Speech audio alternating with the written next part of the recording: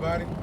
So let me get in more depth with how this energy process works when you pretty much cut out the sugar and carbohydrates. Okay, so basically this is the breakdown. This is the scientific breakdown. The scientific breakdown is fairly simple. It's like this: once you quit the sugar and you quit the carbs, your body has no choice but to use fats as its source for energy. And now another thing, I'll give you the difference between a lot of times when we eat, we go through those roller coaster energy spikes. The reason being is because what happens is when you use the sugar for fuel and carbohydrates for fuel, it spikes up your insulin. So that's why you have a rush. That's why you get that roller coaster effect with energy levels. Now that being said, when you eat fats, avocado, olive oil, coconut oil, just any fat, anything you eat is going to spike up your insulin.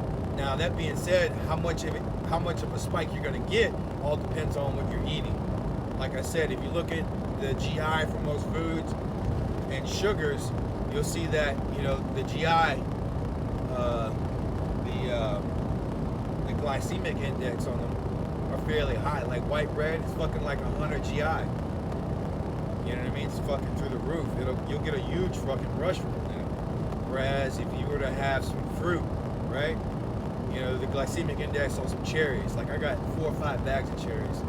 The glycemic index for like 3/4 of the cup is like 12. You know what I mean? So you see the difference. You got 12 on the GI for cherries, and you got white bread for 100. You know what I'm saying? So you got to be careful. You're gonna have to do some research on the foods that you eat, which is fairly simple. Like I'm just giving you the straight easy part. Just stay away from carbs, and just make sure you get nice healthy fats. Like I said, avocado, coconut oil, organic. Try to get as good or organic as you can, because most of them you want to stay. Because if it's not organic, you'll have some pesticides and shit in it. You don't want that. You want it as clean as possible, as natural as possible. And that goes for the meats too. Now, when you eat your meat, make sure you get organic. Because that being said, if you're a man, I'm speaking for the men in the audience. It's you don't want any estrogen. So most of the meat that's not organic, you're gonna get a rush of fucking estrogen. You know what I'm saying? You don't want that. That's another thing that's gonna fuck you up. You want testosterone, right?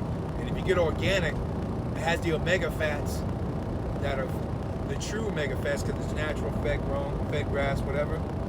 It's a win-win for you, and it'll boost your testosterone. You know what I mean? So stay fuck away from non-organic meat, chicken, eggs, beef. If it's not fucking organic, stay away from it, man. Because it's gonna fuck with your levels, your testosterone levels, and your estrogen levels.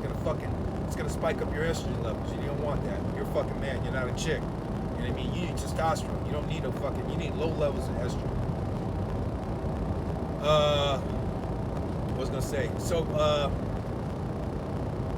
yeah, we got that out the way as far as the effects, the scientific effects, what it actually does when you ingest carbohydrates and sugar. Now let's get into the food. Now, when I wake up in the morning, to spike up, this is fairly keto diet, right? If you don't want to go keto, that's fine, but it is kind of keto. If you're gonna have to if you want to live a clean lifestyle, to where you're not feeling, especially if you're driving and you're driving for the long haul, you wake up in the morning, you want to have strictly meat and high fat. And that's gonna that's gonna speed up the process to burn fat. Because you got it's a 3-to-1 ratio, right? You got a higher fat than protein. But if you're over 40, you kind of want to have high protein. From what from the research that I've done in the last few days, if you're over 40, you want to have a higher intake of protein. If you're having higher intake of protein and it's organic, don't worry about some of the protein going to the waste line. You're not going to waste it. It's going to go into storage for better use. I had to reread the literature. Rewatch the literature I was watching. But yeah, if it's good fat, if it's good fat, which is coming from grass-fed meats, the excess will be stored in for later use, and it won't be put to waste. Whereas if it's not organic, it'll be stored. I think you'll just excrete the fucking protein out. It'll just be wasted. Whereas like I said, the organic, it'll be stored later for a better use. Anyways, so what I do in the morning is I wake up. Like this morning, I had 3 or 4 egg yolks and 1 whole egg, right? And or I'm saying I had 1 egg with 3 yolks. Then I had 4 strips of bacon. Then I had a whole mouthful, like a half a mouthful of olive oil, and then some water. Boom. I feel like a machine. My fucking energy level's already through the roof. I don't feel any roller coaster in my energy levels. As soon as I got done eating, I didn't feel tired. I felt like a fire, if you want to imagine it, right? Fire, you just throwing wood into the fire and it just keeps getting bigger and bigger, hotter and hotter. That's exactly how this shit felt. That's exactly how I felt when I got done eating.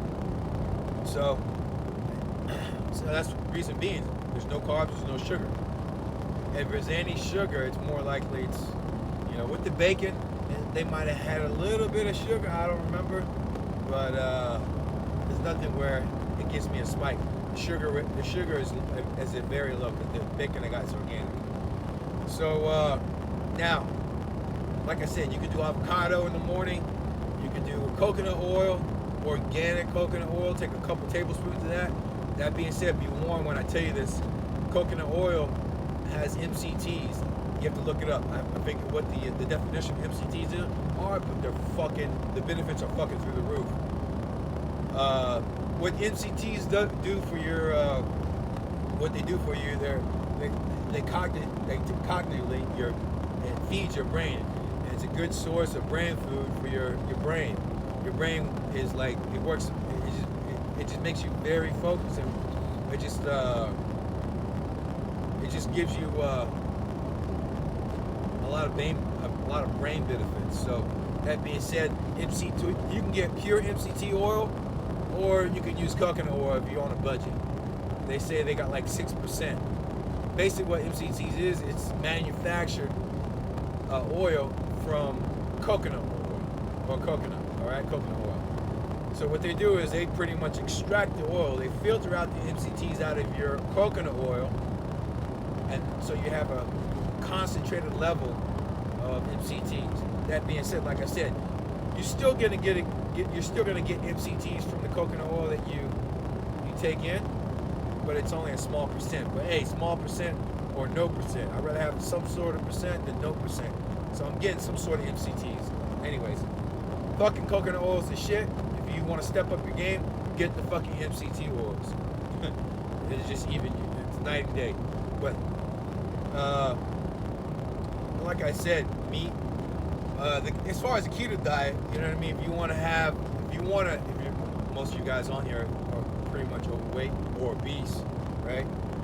What you want to do is, when you wake up in the morning, you have you burn fat faster in the morning, because that's just the way your body wakes up, and that's how it is. It's like it's ready to go. So you want to probably have a higher fat meal in the morning. Like I just said, I had 4 yolks total with 1 egg white, right? And then I had 4 strips of bacon, and then water, and then I had half a mouthful of olive oil, right? Again, extra virgin olive oil, organic. You get all this shit at Walmart.